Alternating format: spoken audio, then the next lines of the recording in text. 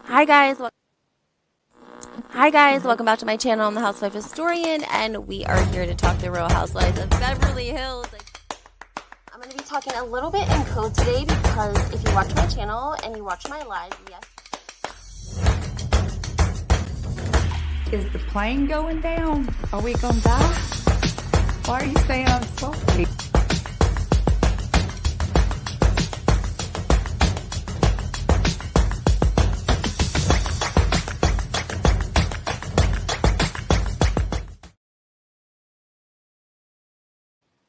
Hey guys, welcome back to my channel. I'm the Housewife Historian, and today we are talking Real Housewives of New Jersey. I know you guys are loving it but hating it, right? We have a lot of people that are tired of hearing about the feud between Teresa and Joe, and a lot of people that are still loving it, but this time it doesn't have anything to do with Joe and Melissa Gorga. So if you love Joe and Melissa, you don't have to leave now because we're not going to say anything about them. So before we do though, guys, make sure you hit that like button, subscribe to my channel. Definitely makes a difference with my videos. And then of course, turn your notifications on. Okay, let's go ahead and go right into this because it's really all over the Instagram and Twitter. And that is that today there was a photo released of Louis and Teresa, and they were having drinks with somebody that we would know. Okay, but I don't want to give it away so easily. They were in Vegas, and the husband's name is Chris, and they have a son named Nicholas. They have two sons and then a daughter, Ashley. If you guys are thinking Jacqueline, you're right. Can you believe that? For 1 second, think about that. Teresa and Jacqueline, Chris and Louie, out and about in Vegas having drinks, rekindling, talking about old times, laughing, and then I'm sure also um, updating each other. Probably not even talking about old times because really, I think that they spent a lot of time together as like couples. It was always Jacqueline and Chris and Joe and Teresa. Teresa and Jacqueline were very close. And if you have not watched seasons one, two, or three in their entirety, I would really suggest that you do so, um, especially as it pertains to Jacqueline and Teresa. Now, even Carlos King has went as far as to say on his podcast that Jacqueline and Teresa had one of the most, I don't want to say the most authentic, most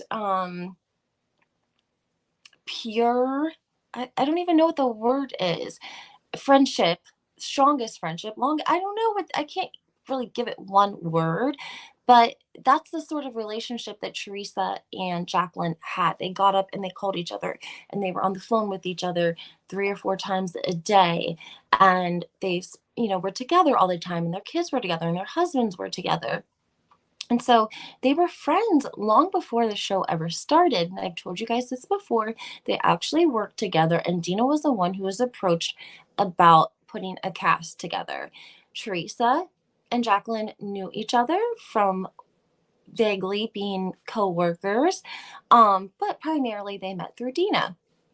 Jacqueline and Teresa were friends before the show. And through the seasons, especially at the beginning, you can see how authentic, maybe that's the word I was looking for. Jacqueline and Teresa had the most authentic friendship out of all of the franchises. They were friends before the show, their entire families were friends. They were together, they traveled year after year, they took vacations together. And if you notice something that I actually appreciate about Joe and Teresa now looking back, sorry, they always travel with their kids. They always had their kids with them. When they went overseas into Italy, they had the little children. And so it was really interesting experience when you go back and watch that and kind of watch the dynamic when they're all traveling to Italy. And of course, Teresa and Joe have these little girls who are, that's not what they want to be doing, is on this bus to go see this city in Italy. And so people, it takes a village, right? They had 3 daughters, 4 daughters eventually. And so everyone kind of jumped in and helped Teresa a little bit with the girls. But I really appreciated that nowadays you don't see housewives traveling with their children ever. You simply do not see it. And the other housewives get upset if they were to travel with their children. I don't know if maybe Joe and Teresa were not laid back parents, but they trusted Caroline and Jacqueline and Teresa. And so that was sort of Teresa's village for a while because, again, Teresa coming from a small family, and I can completely relate to this, she only had her mother, and I think that her mother surely helped her. But Teresa's made in statements that, her mother and father said, like, they're your children, we're not going to babysit for you all the time. And so I'm not sure how much help Giudice's mom was. I'm sure she was a help.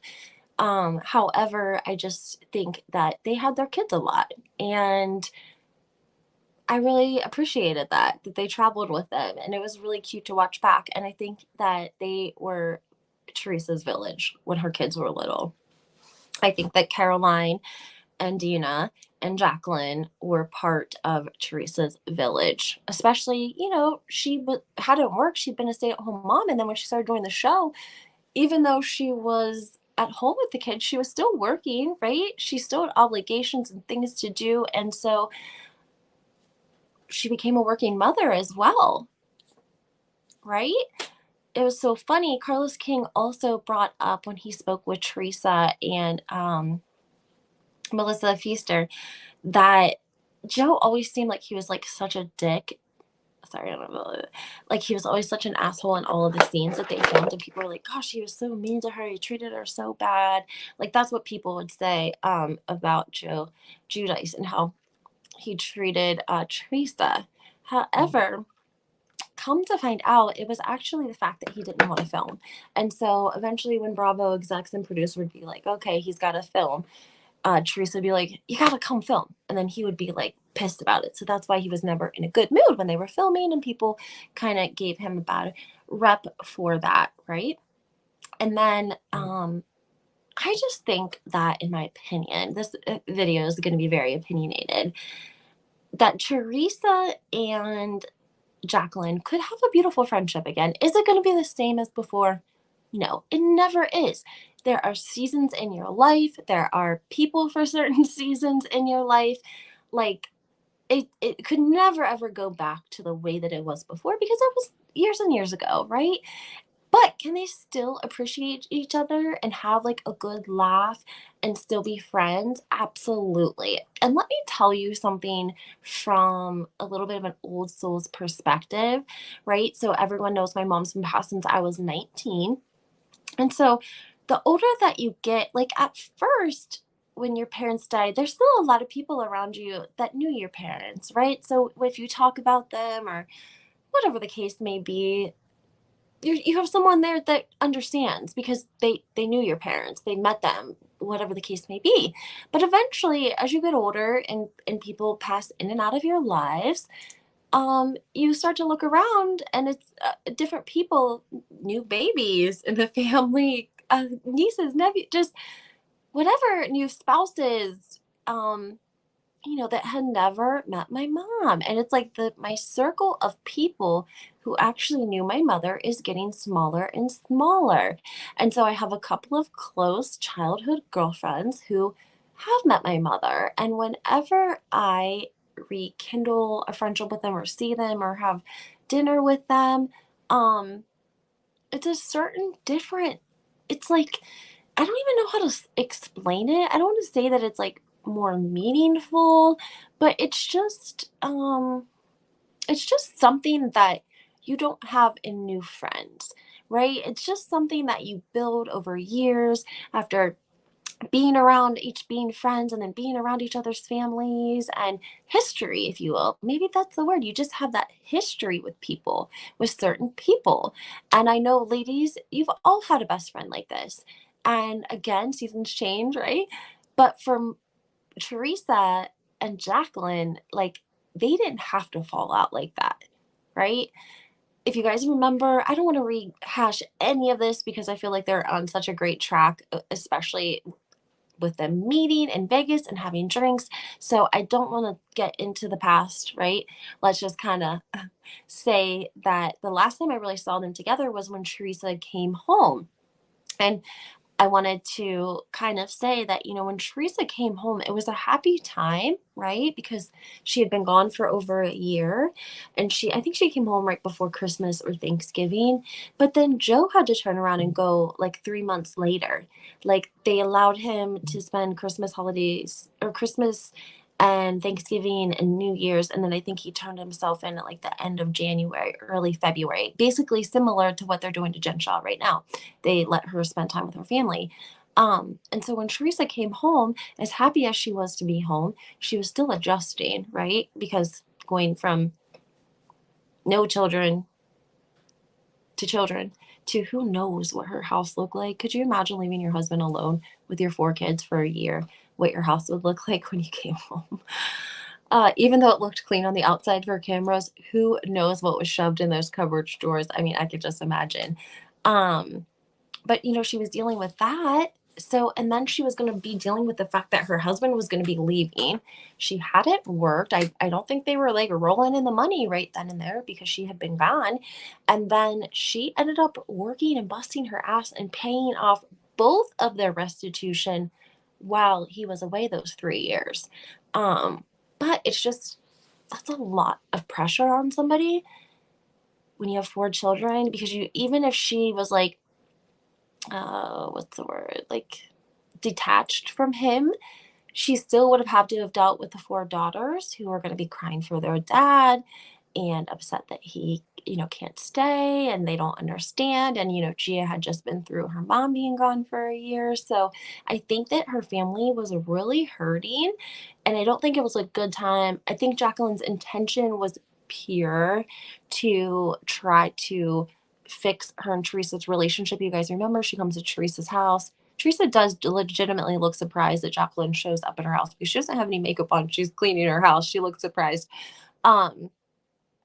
And they make, the dinner plans and then the dinner goes wrong. But I really think that there had been still, I think you could see the resentment in Jacqueline, things that had been said to her, probably from Melissa or, everyone repeats things.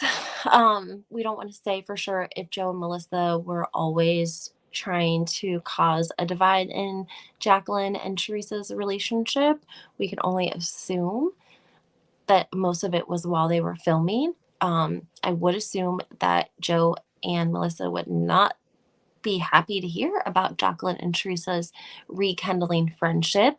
However, I think it's amazing. I think it's beautiful. People are going wild on Twitter. They're going wild on Instagram over Jacqueline and Teresa possibly making up. I said it would be great if when they film next season, Teresa and Louie, or even the girls, they could do a girls' trip to Vegas, meet up with Jacqueline, right? Jacqueline doesn't want to leave home and she doesn't want to be gone for a long time. So it would be cool if all the ladies took a trip to Vegas and then Jacqueline could just maybe film for the weekend or even film for the day or for a couple of days. But I think the audience would really love it. It does make me concerned if we're going to see Caroline Manzo again. If you guys watched the Two T's in a Pod podcast, they talked about Danielle's relationship to Caroline Manzo being her stepmother is married to Caroline's brother. So it's really not her stepmom anymore, right? It's her ex-stepmom. How can you have a stepmom that's married to somebody else that's not your dad? I don't understand that. But anyways, that's her story and she's sticking to it, okay? So Tamra said that kind of gave her a little bit of a feeling that they could potentially have Caroline come back and film a little bit. But with everything that transpired with Brandy, I'm not laughing, but just like a chuckle because of Brandy. But it's possible that Brandy sent her running so fast and so far from Bravo and what Bravo is about in 2023 that she wouldn't do it. Because think about it, and Kim D said it best. when Caroline was filming The Real Housewives of New Jersey, she was a big fish in a small pond.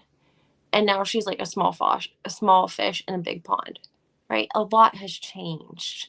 What filming and expectations and producers were like 10 years ago, 9 years ago, 5 years ago, it's not going to be the same. And so I don't know. We're going to have to wait and see. But I think that, I mean, I don't know. I have so many questions. My head hurts. Also, guys, I did come up with some footage I ran across of Joe Gorga, I think from like 2020. It was pretty much unseen. He does like a hour-long interview, and I put some clips together on my Instagram. I thought you guys might be interested in listening to them. He tells a story about his childhood, kind of how he got started, and then he also gives Teresa a really great compliment. So I definitely posted that, and I hope that maybe Karma will have it circulate and it'll show up in Teresa's her reels, and maybe she'll get to see it. Because sometimes I think when Melissa lets Joe talk, he says nice things about his sister, and you can tell that he loves her. So I don't know what we're going to see this season. It's definitely got World War III on these streets of Instagram. It's got bloggers. It's got everyone fighting for Team Teresa, Team Melissa, whatever the case may be. But yeah, so that's where we're at. And then we have Real Housewives of Miami will be coming on Thursday. I'm not sure what we're getting from Potomac tomorrow. Do you guys know if we're getting a reunion on part one? Let me look it up real quick to see. Someone posted a picture of Giselle and Sherman. Do you guys remember Sherman? I liked Sherman, but Monique brought out this is what made Giselle hate Monique. Monique brought up a rumor about him stalking a girlfriend or something, or peeping Tom or something. I don't know if the lady like put a restraining order on him or something. Anyways, Monique exposed that, and so Sherman did not want to film anymore after that and broke up with Giselle, allegedly, of course.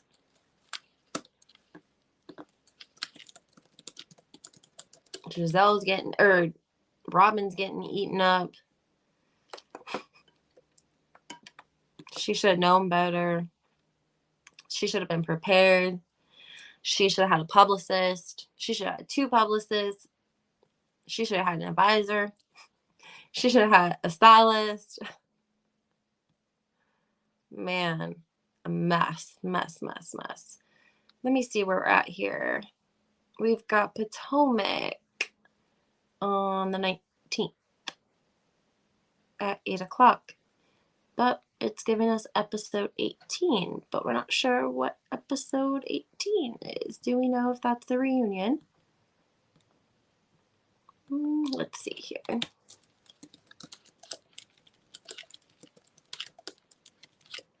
Season 7, episode 18. Yeah, it's going to be a reunion, part 1. Okay, cool. I'm ready for it. I mean, hopefully they come back next season. They need some help in Potomac. Jacqueline looks like she's going to bring it at the reunion. She's going to expose Mia allegedly for like not being the CEO. I don't know what. I heard she's going to expose her.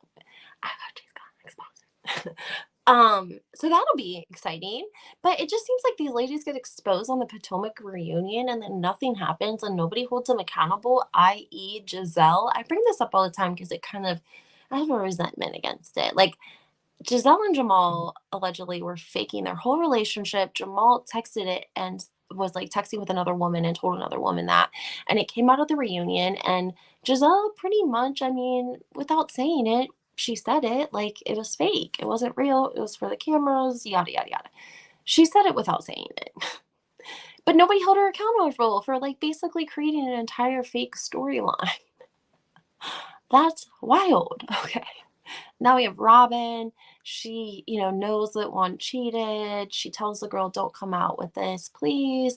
Then the girl tries to blackmail them, comes out with it anyways. Robin should have come out with that shit as soon as she found out. She should have came out with it. But she waited. and she made a boo-boo because she waited, and then it was about time for her to announce the whole married thing, right? So it was bad timing. She should have taken care of that shit as soon as that woman messaged her and Juan said, maybe Juan didn't tell her. Maybe Juan didn't know like the receipts that the woman had, but I just doubt that because I'm sure the woman sent the receipts to Robin. Like, yo, I got this credit card, these conversations. She had enough evidence that she wanted $4,000, right? The woman tried to say that she lives in Canada and so there's no Venmo in Canada. How could she have requested $4,000? But Robin posted something that said it was a girl asking for $4,000. So I don't know. I guess we'll have to wait and see about that. And then really, guys, I think that's it. I'm gonna leave you guys on that note. It's the weekend. I hope you guys have a great weekend. Let me know what you guys think about Jacqueline and Teresa rekindling their friendship. Do you want to see Jacqueline on the Real Housewives of New Jersey? I mean, obviously, like I said, guys, don't get it in your head that she's going to be coming back full time or anything like that. We've talked about it before. She likes to be home with her son. She doesn't want to bring in 24-hour care and her be gone for days, weeks at a time. Um, but maybe we could get a little bit from her. Maybe a couple of scenes or something. I'm sure we will. But anyway, guys, before you go, make sure that you hit that like button, subscribe to my channel, turn those notifications on, and make sure you hit the like button, follow, subscribe, and turn notifications on, and make sure you comment and let me know